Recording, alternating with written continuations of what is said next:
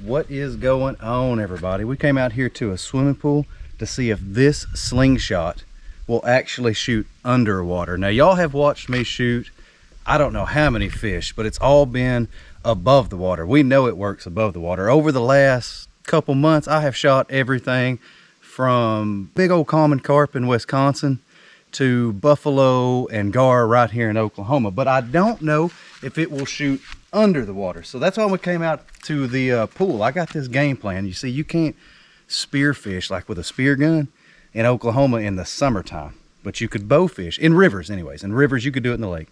In rivers, you can't spearfish in the summertime, only in the winter when it's too cold to get in the water, but you can bow fish. Well, this Slingshot counts as a bow. Well, if it shoots underwater, I don't guess it matters if I'm underwater or above the water. It would still be a bow theoretically. But before we go try to fish in the river, I want to actually make sure that it'll shoot under the water and I could hit something. So let me get everything set up, and then we'll get in the pool and see if it'll fling an arrow.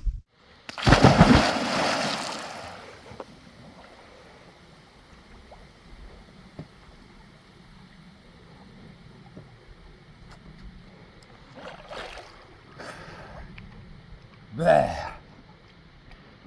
I got it set up on the first go. You believe that? All right, let's get the Slingshot, some goggles so I can see.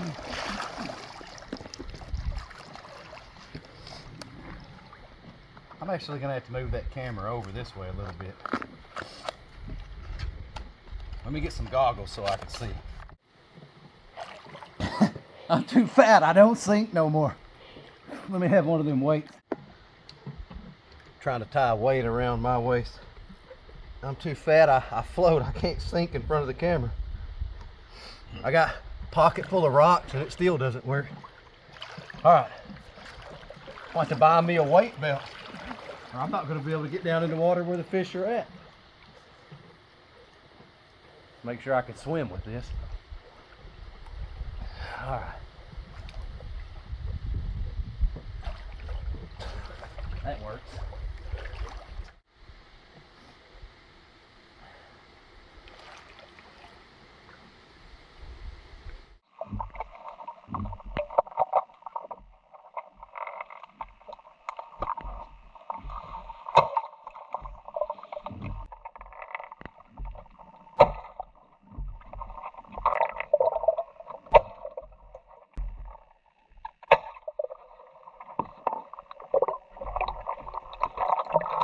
It's only shooting about, I don't know, 5-6 feet.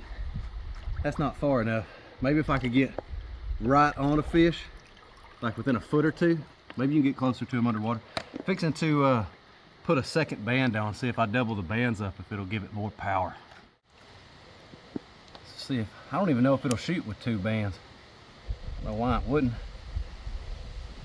It should work. The concept's the same as a spear gun. I mean, it's a device that's pulling the projectile instead of pushing it from the back. It's pulling it from the front.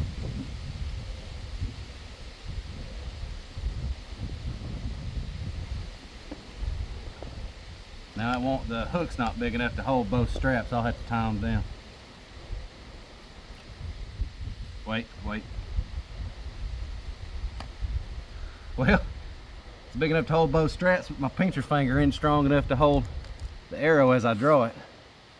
Let's just put the targets in the water, if I can find something to tie them down with, and see how close I have to be to actually put an arrow through the side of a bottle. If I can put an arrow all the way through a bottle, then I could probably put it all the way through a fish.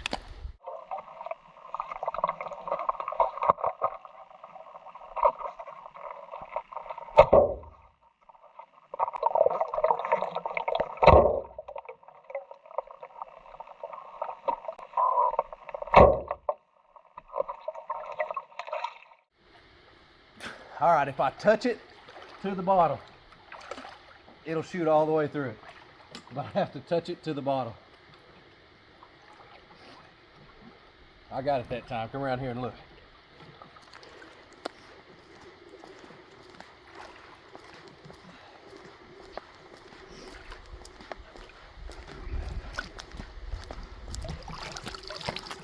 That is me holding the slingshot right there.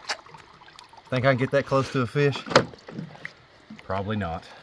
Let's put it back in the water and take some shots from up here, out of the water into the water like we normally do, so we can compare the power difference. I'm gonna shoot it once real quick from above the water, just for comparison. Above the water going in like we do normally, and see if it'll stick in the bottle.